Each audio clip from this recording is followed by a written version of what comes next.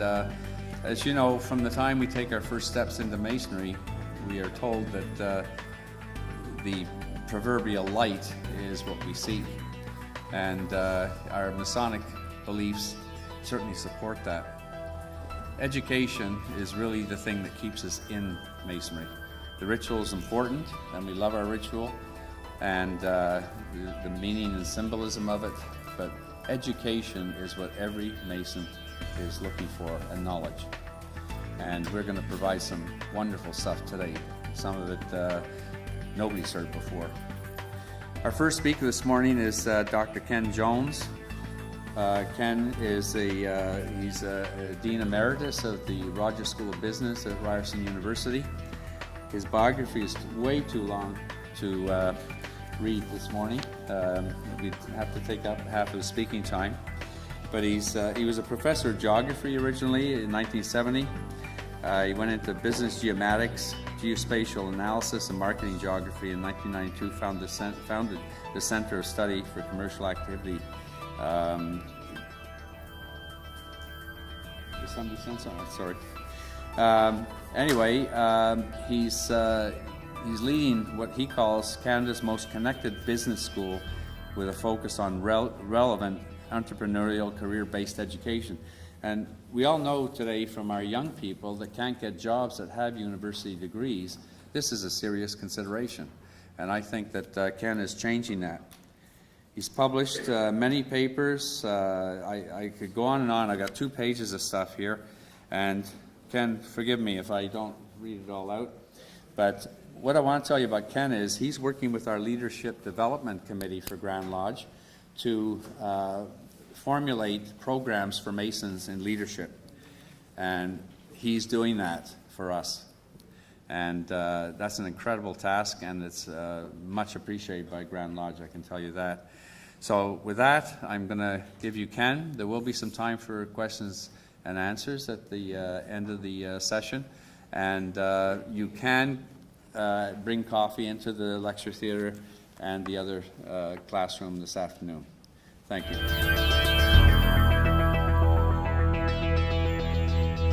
First of all, let me say how grateful I am to the Grand Lodge of the Ancient and Free and Accepted Masons of Canada and Ontario for your invitation. It's a pleasure to be here. And I'm also aware through the discussions I've had with a few of your brethren that you do wonderful work within your communities. You're an organization of volunteerism. You get involved in education, you get involved in health issues, and you are mentors in your own community. So I'm very much aware of that. I've also enjoyed, over the last couple of months, my conversations, and very impressive conversations with some of your members. Dan Hutt, Dan, I think we've become friends. Bill Bowick, Charles Wood, who I've had a few conversations over there. Where's Charles gone? Is he left already? No. Over the last couple of weeks about this presentation. Rowan Morrow, who was passed on the board, and John Bezant. So there's a series of people I've met over the last couple of months to really, I guess, put this presentation in order. And many of you don't come from Toronto, so full marks for getting here on time, given the nature of our traffic and our road system.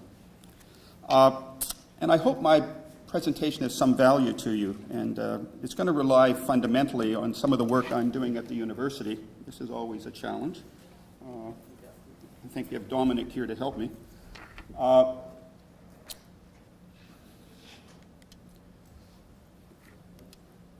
doing something very wrong here. Oh, I know what I'm doing. Okay. So the order of the, what I'm really going to do is share with you some of the work initially I'm doing at the university, Ryerson University, and really talk about why I've developed that. And the basic reason was for, I guess, 35 years at Ryerson, I had various positions one would call leadership in an academic setting. I was chair of a department, I ran a research institute and center, and for 8 years I was dean of the Ted Rogers School of Management, which is a school of about 10,000 students. And during my entire career there, not once was leadership discussed. It wasn't discussed in hiring committees, it wasn't discussed when we searched for presidents and provosts, it wasn't discussed with our students very much. And when I retired, a group of folks came to me and said very nicely, what would you like when you retire? And I think they thought I wanted a plaque on a room or something, the Ken Jones room or whatever, or I wanted student scholarships. And I said, what I'd really like is to put together, for this university, Ryerson in this case, a program of leadership. And they were sort of stunned. And they reflected, and they went out and they raised a considerable amount of money. And then I found myself obligated, which is probably one of the worst things to do when you're retired. So I created a job for myself without meaning to do so. And in building that program, I looked around and I talked to the provost at Harvard, I talked to people at Tufts University, I brought people in from Britain to really find out what were some of the best practices in terms of leadership education. And as I talked to other people, I found leadership was an endemic problem. It was a problem in sports, it was a problem in business, it was a problem in government, and it was certainly a problem in various other organizations. Everyone was being challenged with leadership issues. Okay? So I started thinking about this, and I came up initially with a few general, oversights. First of all, leadership matters. It matters whether you have good leaders or poor leaders within an organization. Second one is leaders can be anywhere within the organization. I can remember in my first job as a departmental chair, perhaps the dominant leader of the faculty wasn't me. It was this quiet guy in the corner who was very cerebral, and when he spoke, it mattered. He had the moral authority, if you wish, of the department or the organization, and he mattered. And you listen, leaders listen. I found that leadership can be learned. I found there's a difference between leaders and leadership. I found that leadership is a dynamic process. And I found that good leaders, at least in my reading of leadership, are really a combination of pragmatists and visionaries. They have both a telescope and a microscope. They deal with big issues, but they can't forget the small issues. And I remember as dean, after a few weeks in the job, I come to realize that every conversation was important. Why? It wasn't perhaps the most dominant conversation I had in the day or the week, but for that individual in front of me, it was perhaps their most important conversation of the day or the week. It was a troubled faculty member. It was a staff member that was having a conflict. It was a student that needed some mentorship, whatever it was. So very quickly, I came to the realization that you're always on as a leader. You're never off. People are looking at you, and they're looking at you for various different things. And I guess the other thing I found is that leaders can shape the culture of the organization. And organizations are all about culture. And so reflecting on this organization, or reflecting on my university or my faculty, what culture did we want to, in effect, develop? Okay? And finally, I suppose, in terms of my general opening remarks, I found that leaders typically do the right thing, where administrators do things right. And that was a big shift in my attitude. So the first thing I did as a leader was I hired administrators. I hired someone in charge of finance. I hired someone in charge of HR. I put my admin assistant doing more things because I didn't want to become an administrator. I didn't take on the job to administer. I took on the job to do other things with the help, obviously, of the faculty around me. So those are some of my opening, general remarks, which aren't part of the slides. So at the university, I really helped, I suppose, formulate, and it's being picked up, formulate some of the go-forwards within the university. So last year, what I did, I met for about 10 or 12 weeks, 2 hours a week, no homework. Leadership isn't about homework. Leadership's about reflection. It's about action. It's about doing. And I selected 4 young faculty members who had tenure. Now, tenure is an important thing within the university. If I had selected untenured faculty members and people heard they were going to a leadership program, they would be in the kith of death. Their chairs would have probably got rid of them, or they wouldn't have got tenure. So I deliberately selected young folks who had tenure and were thinking about leadership. Okay? Thinking about it. They weren't obligated to do it, but they were thinking about it. And what I was trying to do was have those younger folks think of perhaps a career, and for the general faculty, succession. Because you have to start at the bottom. You have to build up this culture of leadership. It doesn't magically appear, at least within the university context. Professors are the worst leaders. Why? Because all their life, they're probably pretty geeky. They probably don't like working in teams. They like to keep the research to themselves, and they like to publish singly. That's not a recipe for leadership. That's a recipe for perhaps success in academia. So universities are faced with particular challenges. Okay? So I started with the young folks. And this year what I'm doing, I'm working with young chairs of departments, because they're in the firing line. They've made a decision that maybe leadership is a thing they want to try. But they're faced with all sorts of problems that they've never, leadership should be fun. Leadership should be about creating things, about creating opportunities, about empowering people. But quite often it's about people problems, which are the worst. And they don't want to deal with those. So I say they're about finance issues. Your budget is cut. What are you going to do? So in effect, I'm working with the younger chairs now to try to build that set of competencies. And I'm not saying I have the magic formulas. It's about discussion. Okay? Confucius had a very interesting quote. Okay? And the quote goes something like this: "If I listen, I forget.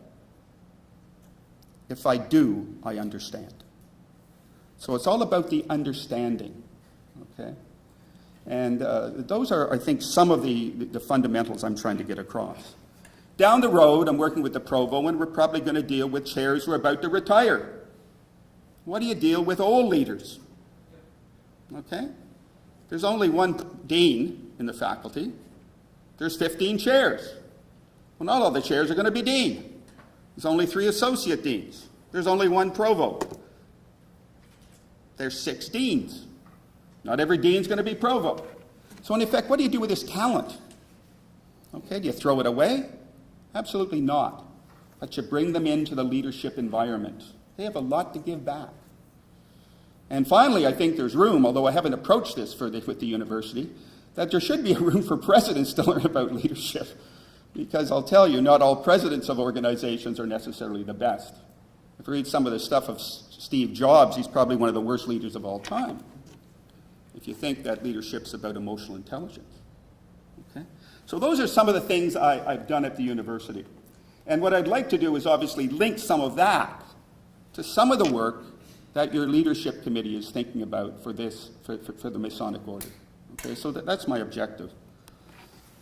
So, universities, I believe, I've done a little reading, I'm an academic, and certainly the Masonic Order have a lot of things in common.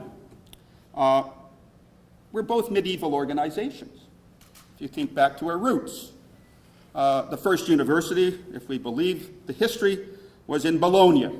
There's such a thing in Europe now called the Bologna Accord, where all the universities in Europe get together and there could be student exchanges, etc. Bologna University was established in 1155. The roots of Freemasonry go back to the late 1400s. At least that's what Wikipedia tells me. Do I believe Wikipedia? Yes or no? I don't know. But in effect, we're medieval. You're both your medieval organizations. They're all legacy-based. Universities exist in part because of their legacies, about their traditions, about their past cultures. When you go to university, you are subscribing to a certain community. And different universities have different backgrounds, different legacies, they differentiate. And here's the good one. Universities are supposed to be collegial. They're not. There's a fellowship, perhaps, at the university. And I believe that your order is much more collegial than my relationship. But hearing a little bit of the conversation in the halls before I came in, I'm not sure it's all that collegial either. There's politics within your organization. We're all diverse. We're diverse organizations. You pride yourself on your diversity. That's a real value. And certainly universities are diverse in terms of disciplines, in terms of students, in terms of backgrounds, in terms of history. And we're very value-driven. We have our values as a university: freedom of speech, openness, freedom of inquiry, no impact by political masters, etc. But we are, I think, like many organizations that are legacy-based, we can become very complacent. And the university system is being faced by a whole series of challenges. We have to change.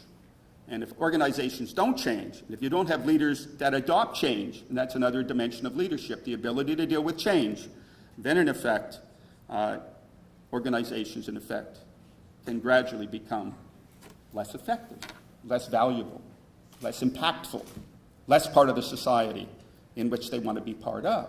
And so the values you have and what you can add to that society diminish. And universities worry about that. We worry about open universities, for instance, and the impact that's going to have on the experience of being educated.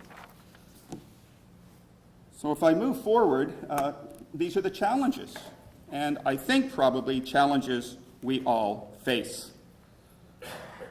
It's a truism to say all organizations face change. If it wasn't facing change, they'd be dead.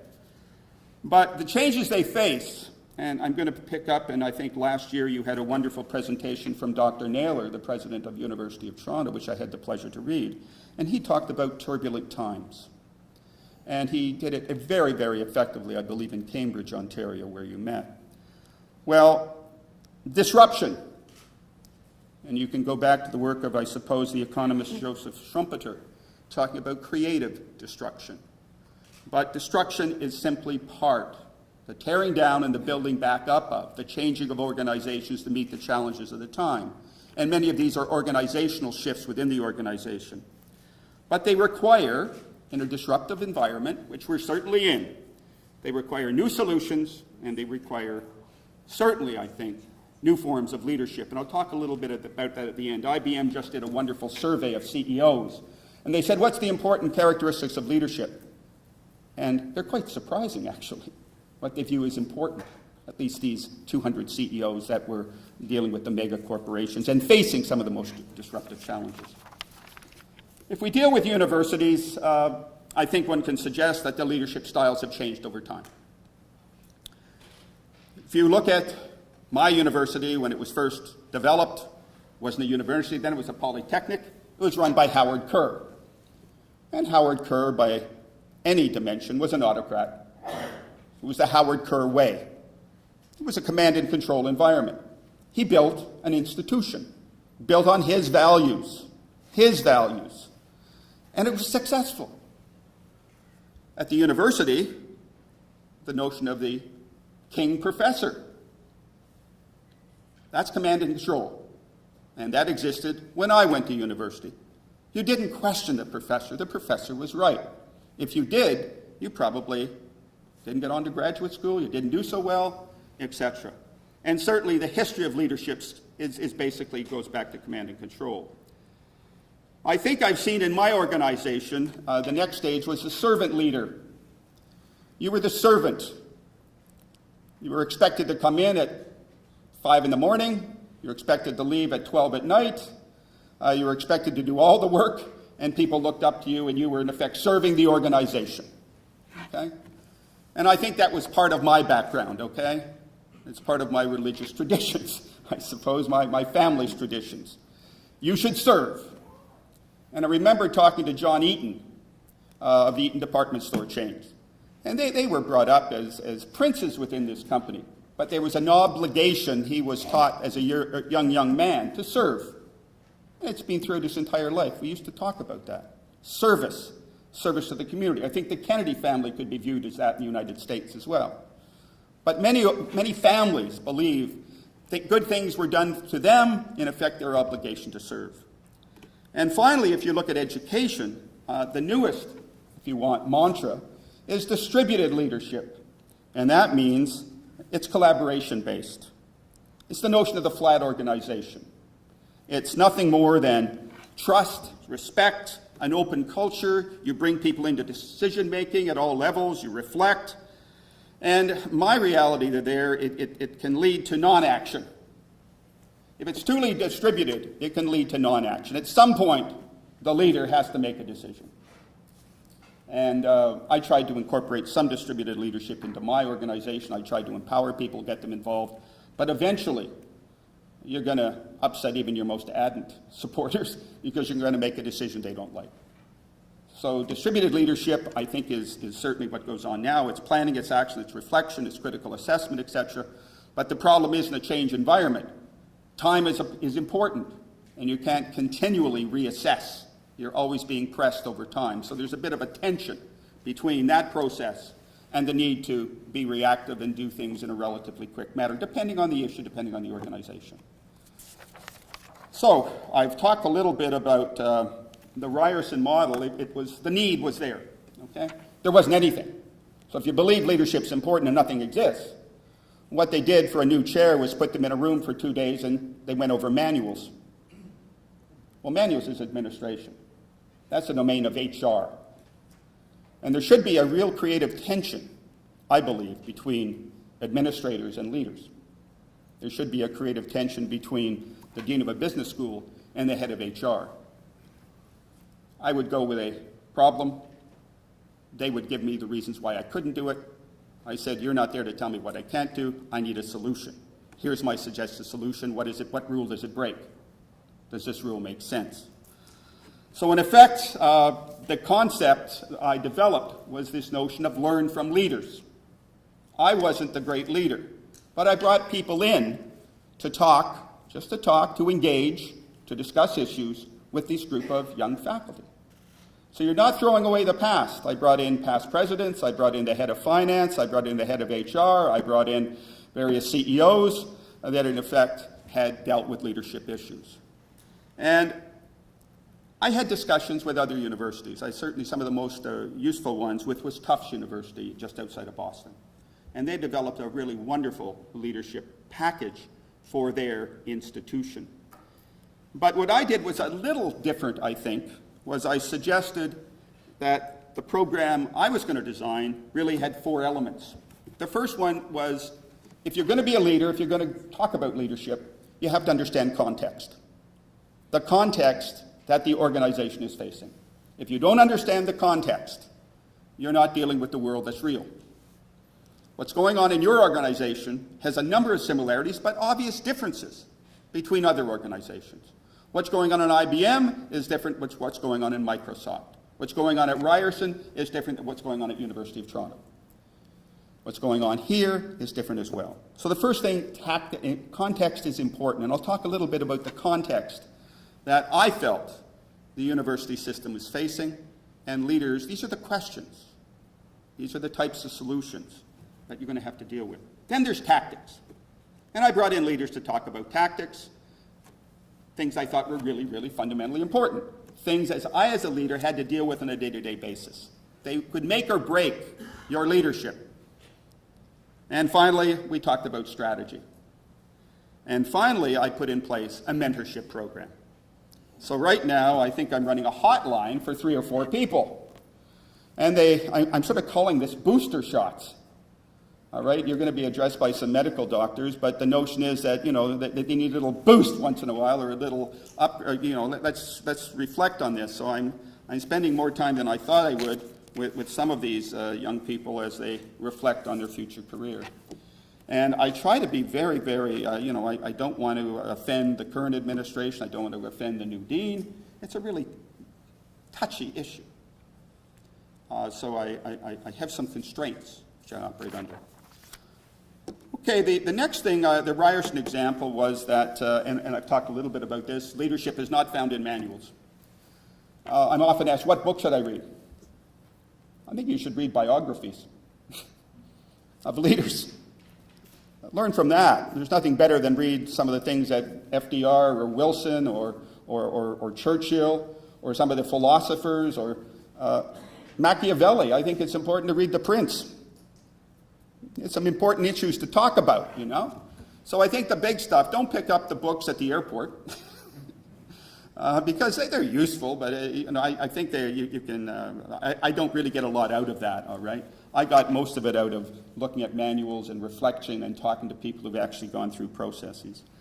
And I think at Ryerson we were really working at transferable skills. If you can develop some leadership skills, these should be transferable. Transferable in life, but transferable if they want to go to other jobs. So I had a CEO coming in from Rogers. His name's Brian Siegel. He was the past president of Ryerson, the past president of Guelph, and ran Rogers Media for about 15 to 20 years. And Brian came in and talked about, listen, do you really understand that a lot of the skills you're developing here in terms of leadership are highly transferable if you want to go out in the world of business, world of practice? And I think of some of the things that are not transferable, you know. I would think on a monthly basis when I was dean, I'd have a CEO come in and talk to me and say, I want to be a professor. And I'd be initially really turned back, and I'd say, finally after 2 or 3 days, my response was, I want to become a CEO. And they sort of look at me, and I said, well, you probably don't have the skills right now to be a professor. You have a lot of war stories you can talk about, but they only go so far. You probably don't understand the literature. You haven't published anything. You don't know what an academic environment is about. You probably can't exist in a collegial environment. And you won't have tenure, and you don't have a PhD, so what are you going to do? And actually, 4 or 5 of them actually went and joined us and got PhDs. They were committed to being a professor. So the notion was developing a program, preparing, I think, hopefully, the university a little bit better for the future. Okay, succession became important, and leveraging existing talent. Even if the individual does not become, that the people I'm talking to don't become a chair or director or whatever, they understand leadership, and I think I've made them a little better. And I know one of the mantras of your organization is making good men better, and one way perhaps of making good men better is providing them with certain attributes, certain abilities that relate to leadership. And finally, if this thing is going to work, at this organization or any organization, if you're going to get together with a leadership development program, it has to be supported at all levels of the organization, but it certainly has to be supported by the top. If I'm developing a leadership program at Ryerson and it's not supported by the provost and the president, it's not a good thing.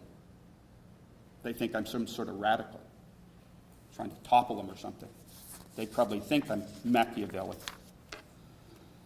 So in effect, the context, what's the issues facing the university, what's the changing role of the leader over time, what's the difference between the leader and the administrator? A leader creates, a leader motivates, a leader inspires, a leader empowers, a leader in effect builds teams, a leader helps to create a vision, where an administrator coordinates, controls, strategizes, and manages projects. And there should be a real link between the two. But if you think a leader is also an administrator, in my point of view, you're not thinking the same dimensions I'm thinking about. They're different things. However, at Ryerson, they thought they were the same. Initially, they didn't want leaders, they wanted administrators to run departments. It was only with the union who actually changed the contract, just said that chairs of departments are not managers, chairs of departments are academic leaders. And that was a huge, huge statement. So they didn't do management things anymore. They, in effect, led their academic departments. Huge, huge change. In a couple of words, you really changed what leadership was within the university. Big change. I don't think the administration knew what they signed, actually. I really don't. They basically said, we're giving away all these management rights. I said, no, you're going to have to support management. You didn't give them away. You're going to have to bring in managers. Because chairs can be terrible managers, believe me. Particularly in arts. And I can say that I came from arts. I thought I went to business and all my chairs would understand planning and all my chairs would understand budgets. I was shocked. They didn't. Anyway, the context, and I think the analogy to Masonry and the lodges and your organization in Ontario, it should be, in some of these things, fairly obvious. But certainly in Ontario universities, we are doing more with less money. And even though we're teaching, in most cases, more students. So the funding issue is always there. I don't know your financial issues in the organization, but certainly the challenge is one of the contexts we face within the university is less money. We also face with disruptive technologies. And all organizations face this notion of disruption, and disruption technology is one, and we're facing with the issue of MOOCs, massive open online courses. Free. So anyone in the world can take a course from Harvard. They have hundreds, thousands of applications. Now the big issue, very few people complete. You may have 10,000 people taking this course, but you may have 100 completing it. There's certainly demographic shifts, and your organization is no different than any others. You're dealing with the realities of the bedroom, I suppose, and of immigration. But there's massive changes in immigration, and we certainly are facing this in universities. We have a problem of retaining highly qualified people. You may have the same problem. How do you attract people? How do you maintain them? How do you grow them? And we think leadership is one of the ways we can maintain and grow them within the University of Ryerson. We have an aging professoriate. I look at this audience, and I feel very comfortable. We're all the same age about, right? We certainly have shifting student needs and behaviors. Our market, the students, have different needs. They want different things. They want more freedom. They want to volunteer. They want to be entrepreneurial. They don't want to sit in the classroom. They want to do. And I think reflecting on what your organization wants in terms of its support, its opportunities for your members, because perhaps your membership has different needs than it did 15 or 20 years ago. I don't know, but I think it's something we certainly spend a lot of time in thinking at the university. And we're just faced with labor management issues. You're not faced with that. But we are faced, I think, with our folks having more choice. Everyone has more choice, and that one's not there. But choice is a big thing. Choice of what they're going to do with their time, what they're going to do on a Saturday afternoon, what they're going to do on a Saturday morning. You didn't have to come here. That was a choice. And it was an increasingly difficult choice, given with what we're facing. So those are some of the contextual issues, and we talk about those things. Because if they don't understand what they're getting into, how can they make a rational decision about being a leader? They have to understand the challenges. And they should interest them, and they should have some opinions and some ideas of where they'd like to take these things. The next thing was the tactical issues. Really important. These are the day-to-day things. And these are the things we talk about. And the first one is conflict resolution. How do we do that? I bring in actors. And we watch them. And they debate. And they yell at one another. And they're quite nasty. And how do you resolve this tension? I can remember the first time I was chair and a faculty member came in and yelled at me. I didn't know quite what to do. So I said, yell some more. But the squeaky wheel isn't getting the oil. Well, that enraged the person even more. I don't think I handled it particularly well. Because we never became quite friends again, actually. And he certainly didn't stop squeaking. Labor relations, really important in our business, and the person I bring in to talk about that is Buzz Hargrove. Odd choice in a business school? Perhaps not. Buzz did a lot of work with business. And he believes in conciliatory approaches between the two. But a large part of working within the university is dealing with unions. That's why we do with it. I had 7 unions reporting to me. Everything from the Teamsters to the Faculty Association. And I wanted someone to understand those contracts. Because I'm not a labor lawyer, and I don't like reading contracts, and so I needed help. So I brought someone in to do the HR, someone who really understood this, and I actually hired a lawyer. Negotiations, I bring in David Dingwall. He's a lawyer on Bay Street. He was a member of the Chrétien government, and he, in effect, comes in and talks about negotiations. And finally, we talk about how to run a meeting, and a big issue within universities right now is equity, diversion, and inclusion. And I bring in an expert on that who happens to be a senior vice president at the university. And she comes from the United States, where equity issues and diversity issues are probably a little more prevalent and a little more dynamic and tension-filled than they are in our environment. But nonetheless, she has huge experiences in dealing with these tensions that result. These are things normally that faculty don't deal with, faculty are immune to, and faculty are perhaps part of, but they don't have to come up with the solution. But these are the day-to-day issues. These are the tactics you have to deal with. And what we use here is something called action learning sets. And action learning sets is a technique that was developed by a psychologist in the 1950s, I believe.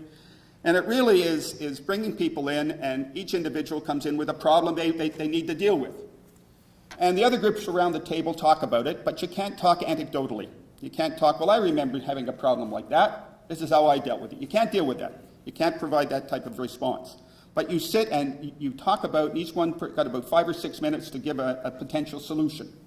Out of that, a solution through discussion is come up with, and that person goes away and tries it. And then they come back and report.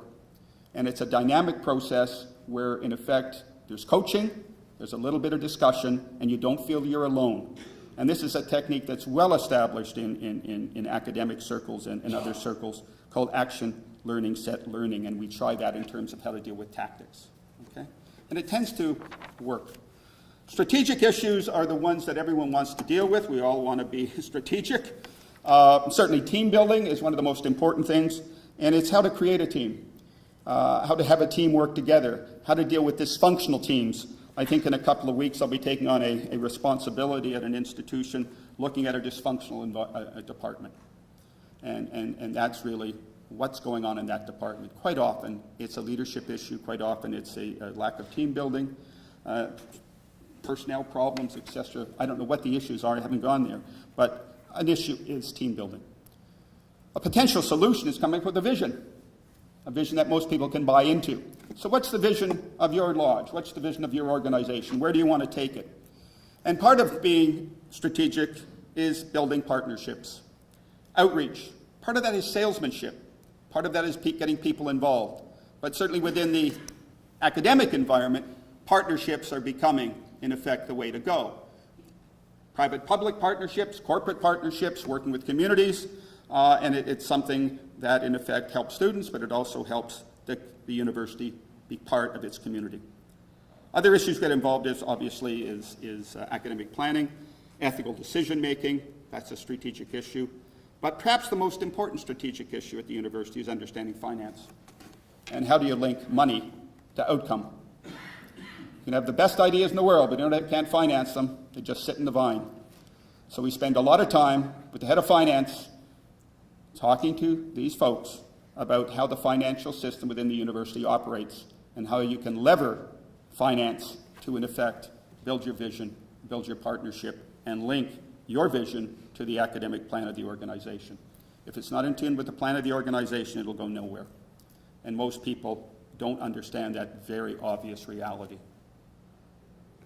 So those are some of the strategies. Now, the last part that we do is the mentorship. It's an ongoing program. As I said, we continue to use learning action sets. We try to link the past and the present, and as I said before, we're engaged in booster shots. There is a difference between mentorship and coaching. A mentor is not the coach. The mentor is the person that talks about the big issues. The coach deals with the tactical issues. That's my simple difference. I don't want to really get down to dealing with tactical issues. So some of the attributes we found about leadership, and there's a whole series. Leaders listen, and leaders observe. If you're not listening, if you're not observing, in a real sense, it's difficult to lead your organization. Leaders have to be authentic. You can't fool people. And it's one of the things I found out very early. You have to be transparent. You have to, in effect, people have to believe that you're there, in effect, for the betterment of the organization. You're not there for your own value. You're not there to be promoted. You're not using it as stepping stone, although they can be stepping stones. And leaders obviously provide, empower, they provide opportunities, they create. Leaders are adaptable. Other things that I think leaders share is that they're passionate and they're optimistic. I was always told that one thing I went around the school and I tended to talk to students. And I tried to boost there and find out what they were doing and what their challenges were. And I know one thing I did which became very, very impactful in the organization. I didn't think it would be at the time. As a dean, I used to go around and pick up garbage off the floor. And the students and the faculty would look at me. And then all of a sudden they said, well, if the dean is picking up the garbage, I better start picking up the garbage. And we had the cleanest faculty in the school, in the entire university. And one student asked me, well, why are you doing this? We have janitorial help. And I said, because it's my house. I spend more time here, and I have pride about this place. And if I'm picking it up, don't you think you should pick it up? I didn't tell him to pick it up. I said, don't you think you should pick it up? And he picked it up, and he started telling other people to pick it up. He was terrific. He was like a monitor. Other things that leaders do, I think, they have to fight complacency. They have to be simple. They have to be grateful. And one thing I learned very early, you never tolerate a bully. Never, never tolerate a bully at any level. And I learned that it cost me a certain amount, but I learned it. And finally, I think, as I said before, and this is just a repetition, leaders do the right things, they do the moral things, they do the ethical things, and leaders have to have this almost schizophrenic approach to life. They have to deal with the small, but they have to always have their eye on the future and act on the future. We hear an awful lot about the leaders of the, 21st century need high emotional intelligence. High IQ is more important than real high IQ. At universities, everyone is smart. You're not a professor at the university unless you're smart, quotes. But I can tell you some of them are the most dumb people I know. And the other ledger, okay? They absolutely have no emotional intelligence whatsoever. And so what's emotional intelligence? It's about empathy, it's about compassion, it's about respect, it's about sharing success. As a dean, the successes weren't my successes. They were the team's successes. They were the students' successes. They were the department's successes. They were the research successes. All I did was create an environment, hopefully, where that could grow and prosper. And if you really take on the view that these successes are yours, I think you're living in a never land. And it's a short, I think, term as being an effective leader. Leaders, because of this, I think, have a passion for change. In a disruptive environment, it's all about change. We're no longer leading static environments. We're leading dynamic environments, dynamic world, etc. You have to have the willingness to act. You have to have discipline and focus. You have to exhibit loyalty but not cronyism. You have to see the big picture, as I said before. You have to deal with the right people. You have to ask smart questions, and you have to have pride in what you're doing. You have to have conviction.